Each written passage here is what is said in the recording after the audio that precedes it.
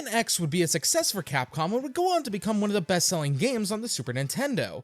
Capcom hit it big yet again with Mega Man, and wanting to strike while the iron was hot, immediately greenlit a sequel for the following year. A daunting task, no doubt, but I've come to learn through doing these videos on Mega Man that the Mega Man devs were just on something else back then with how fast they could make these games. Sure enough, based on what research I've done for this video, it doesn't seem like X2 posed that much of a problem for Capcom. This would make use of their CX4 enhancement chip though. Basically, it was Capcom's version of the Super FX chip, but instead of full 3D models, it enabled usage of wireframes, and X2 hits you with it as soon as you start the game up. You have the Mega Man logo fading in like before, and then... Whoa, nice graphics! I'd like to get my hands on that game! Mega Man X2 would release in December of 1994, only 1 year after X1, and I want all of you to keep that in mind. I'm gonna make a point once we get to X6. While it reviewed favorably, it didn't sell as well as X1, and from what I could find, that might have had something to do with the increased MSRP that this game carried thanks to the CX4 chip. It's not like that really matters too much nowadays, unless you plan on getting a physical copy for yourself, in which case, expect to pay a goddamn premium.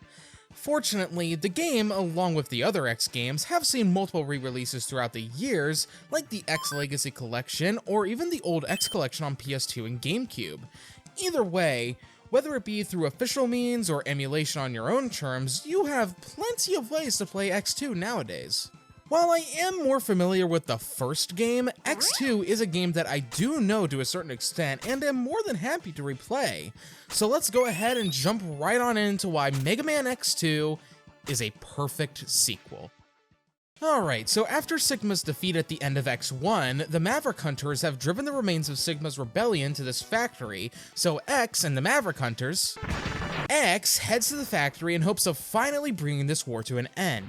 Unfortunately, there's no Zero to lend you aid this time, but X is more experienced of a fighter now, and is therefore more capable of taking down baddies on his own. Don't know what happened to his armor though, as well as his heart and sub-tanks. Did he just get caught in a blast in an elevator and lose all of it because fuck us, I guess? To be fair, it's not all bad. As well, yes, we are back to base X. He still retains a lot of his movement options from the previous game, like wall clinging and the ability to kick off of walls, but on top of that, the dash has now been made a part of X's default arsenal. I remember hearing about this through the grapevine that the reason that you didn't start with the dash before was to make it easier for older Mega Man fans to jump into the X series, but by X2 it's safe to assume that you've played X1 a decent amount of times, so they give you the dash from the get-go this time around. At the end of the intro stage, we have to fight this large, bulbous mechanoid that, while it does have a large hitbox, shouldn't prove to be too much trouble to take down with your lemon shooter. But soon after, we find out that the true war has only just begun, as from the shadows, 3 Mavericks called the X-Hunters plan their attack, and soon there are now 8 more Mavericks roaming the world, with X being tasked in taking them down. Top all of that off with, it's revealed that the X-Hunters also possess the remains of the deceased Zero, which is a major no-no. Let's see here, we got Wheelgator, Bubble Crab, Flame Stag, Morph Moth, Magma Centipede, Crystal Snail, Overdrive Ostrich, and Wire Sponge. They'll take us to various places that we've never been before, but should at least ring familiar in terms of stage themings. Actually, if I can be honest for a second, I kind of like these stages a little bit more than in X1.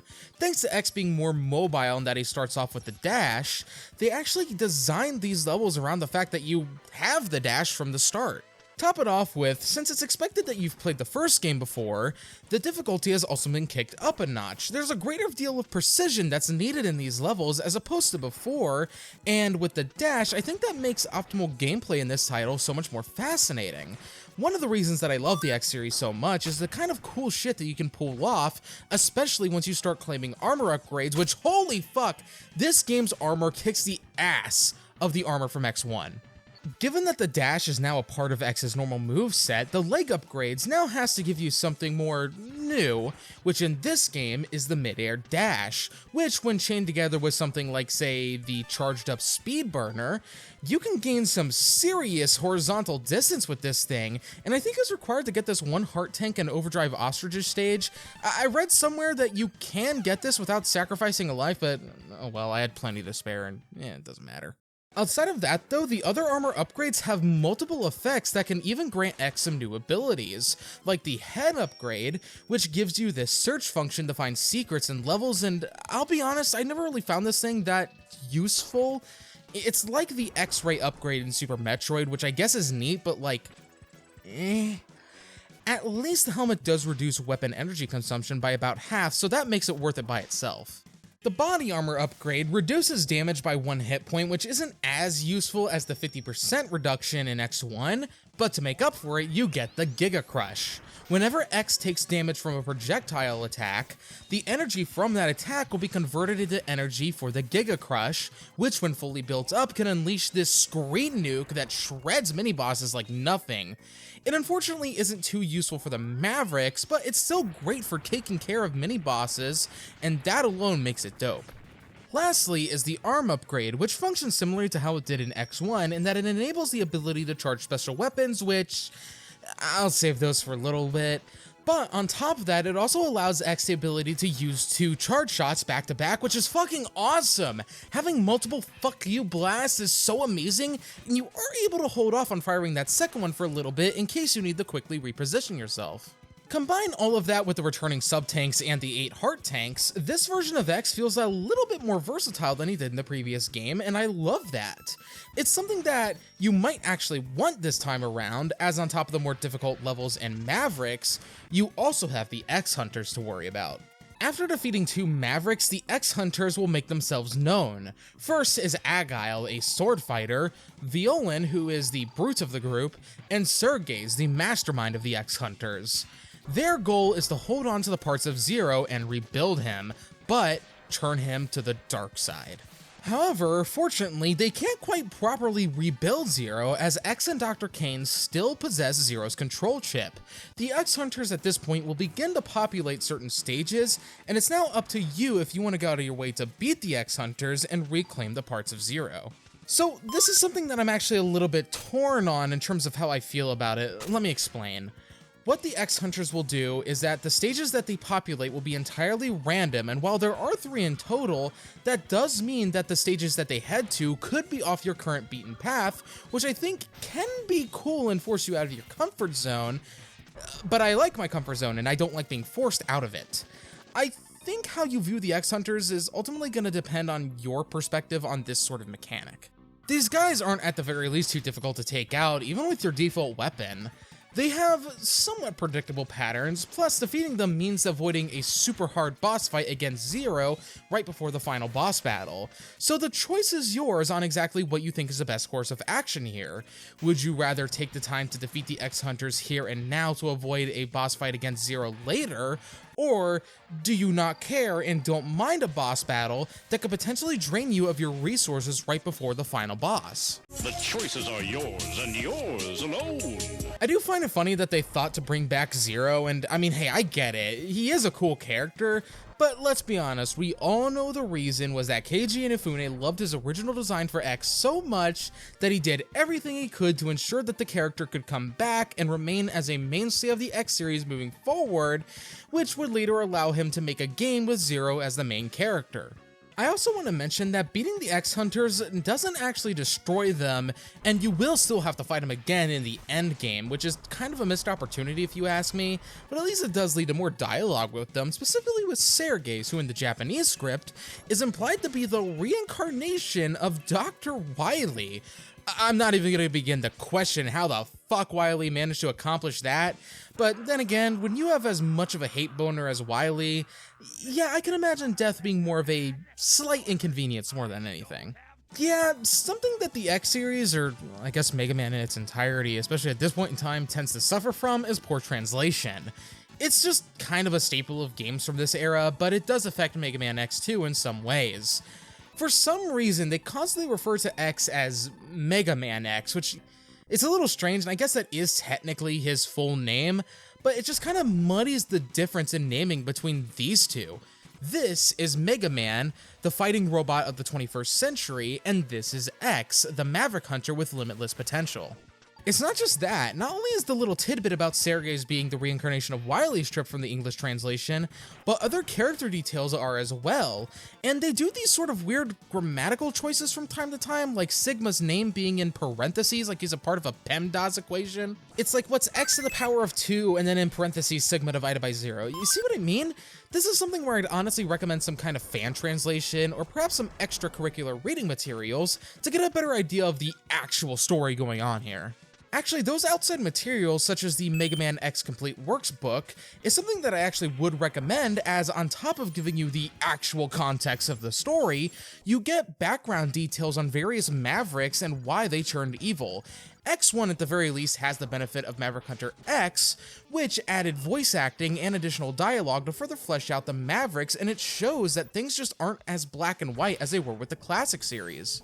Let's take Storm Eagle as an example, as it's revealed that he's not really Maverick, as when Sigma initially rebelled, he actually tried to fight back against him but lost, and is now pretty much being forced to work under Sigma, and it's details like that that you don't really get on the SNES.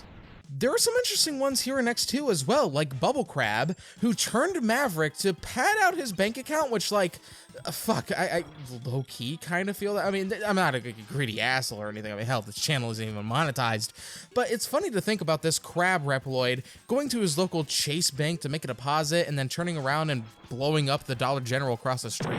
Overdrive Ostrich was a Maverick hunter who was forced into retirement when an accident cost him his ability to fly. Then Sigma fed him constant compliments until Overdrive Ostrich just eventually pledged his loyalty to Darth Dickhead. Not only do some of these Mavericks have some pretty cool backstories, they also have some fun boss fights tied to them. Now, a lot of them do fold like wet paper when spammed with their weakness, but I do think they have fun boss fights nevertheless. Except Will Gator, though, I think that's the only one I genuinely didn't like, and it's because he likes to hide into the water and you have to goad him into jumping out. It's the same reason that I hate the bosses in Sonic Superstars, and then you have to wait for him to expose himself, and as a result, it can drag the fight out pretty badly. Some, like Wire Sponge, can be made into complete and utter jokes with their weakness, but others have some fun interactions, like Morph Moth, who has two distinct phases. Phase 1 has you fight him in his cocoon, where he actually has some cool attack patterns, and I love this animation where he gets set on fire. That's just funny. Phase 2, though, sees him emerge from that cocoon, and now you have to attack him a little differently. The more complex levels and bosses also highlight a little detail about X2 that I genuinely didn't notice until watching my footage back, but X2 doesn't actually suffer from as much slowdown as X1 did. One of the few flaws about X1 is that, for as great as that game looked, it did drag the SNES to a crawl quite a few times. X2 has solved this with the previously mentioned CX4 chip. This coprocessor chip further helps the Super Nintendo in allowing the game to run at full speed more often. For as great as the SNES was, it did suffer from having a worse CPU compared to something like the Sega Genesis, and in games like Mega Man X, it does show. On top of the faster processing, the CX4 chip also allows for wireframes, which are admittedly cool looking, and I do think give X2 and X3 a bit of a graphical edge, especially in the era where the height of the console wars between Nintendo and Sega was raging on. I don't know if that increased price tag made it worth it, but oh well, it's not like that really matters nowadays anyway. The wireframe sword mini-boss is neat, and I love that with the Sigma head, the wireframe actually preserves his Stallone lip. Now that's detail I can admire. I kind of wish the wireframes were used a bit more though, as X2 is on the conservative side with it, really only using it for 2 boss fights and some stuff in the intro like the 3D head of X and the X in the logo being 3D for a bit. One thing that I do think X1 has over X2 though is the special weapons. I know I shouldn't expect special weapons in Mega Man to be consistently great, and I understand that with how these games are designed, the special weapons are more like fun bonuses more than anything, but it makes those games where the special weapons are totally spectacular stand out more. Mega Man 9, for example, yeah, it has problems, but the special weapons are so fun that it makes me want to ignore those problems. Mega Man X, for example, had so many amazing weapons, along with the ability to charge said weapons, adding even more to my enjoyment of that game. That's not to say that X2's weapons are bad, there are some that I love to play around with. Speedburner is one that I've already mentioned and can be great for movement when charged up. Silk Shot is another one that I actually did have some fun with, as when it collides with something, it explodes and sends out this shrapnel all out in diagonals. The Sonic Slicer can ricochet off of walls and be useful in case you miss your shot. However, for every good weapon, you get stuff that's more situational, like the Spin Wheel, which can destroy certain blocks and reveal hidden pathways. I honestly can't say much about the Magnet Mine, it's fine I guess. Then there's the Crystal Hunter, which crystallizes enemies to turn them into platforms for you. Then you got the Bubble Splash, which is just a sad excuse for a shield weapon when charged. I mean, it's okay normally. And then finally, you have the Strike Chain, which... yeah, I got nothing for this one. I genuinely don't know what it does, so I don't know if I'm doing it correctly, if I'm not, or if this thing just actually sucks. Throw all that together and you got some special weapons that clearly outshine others, and it does leave me a bit disappointed with X2 in that regard. X2 generally improves on X1, but this is one area where I feel like it fails to. With that being said, I'll give X2's selection of special weapons 6 Zero heads out of 10. Speaking of Zero, or rather the X-Hunters, after defeating all 8 Mavericks, we end up finding the hideout of the X-Hunters.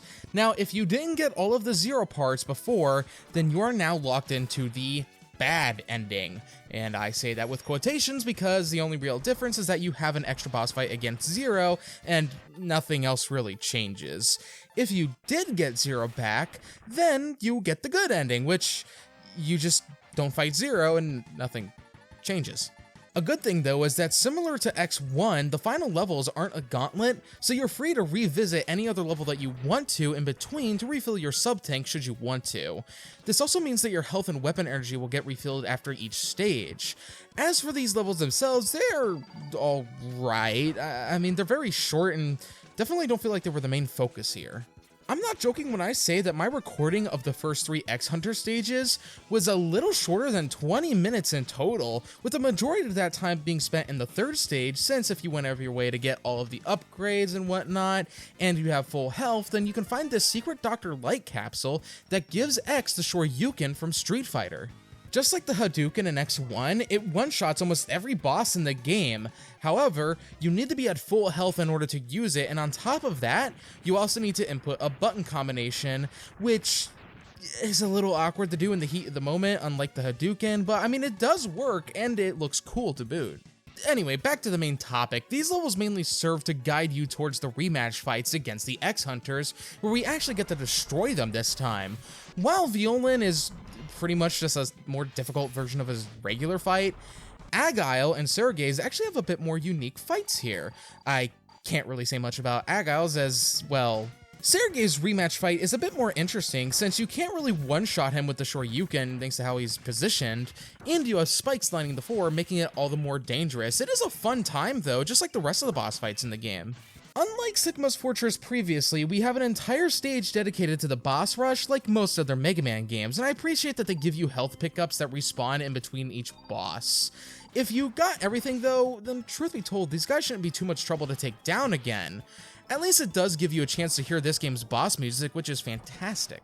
Something I've neglected to mention up until this point is X2's soundtrack, which while I don't think it's as great as X1, still has some great songs for you to bop your head to. It hits you as soon as that intro stage, which does everything it needs musically to prepare you for the journey ahead.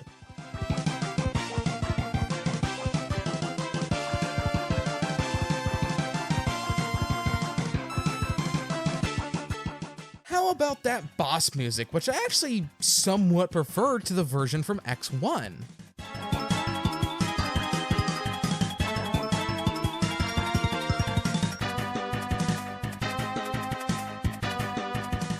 Lastly is Zero's theme, which is just high octane and energetic, perfect for this red Reploid.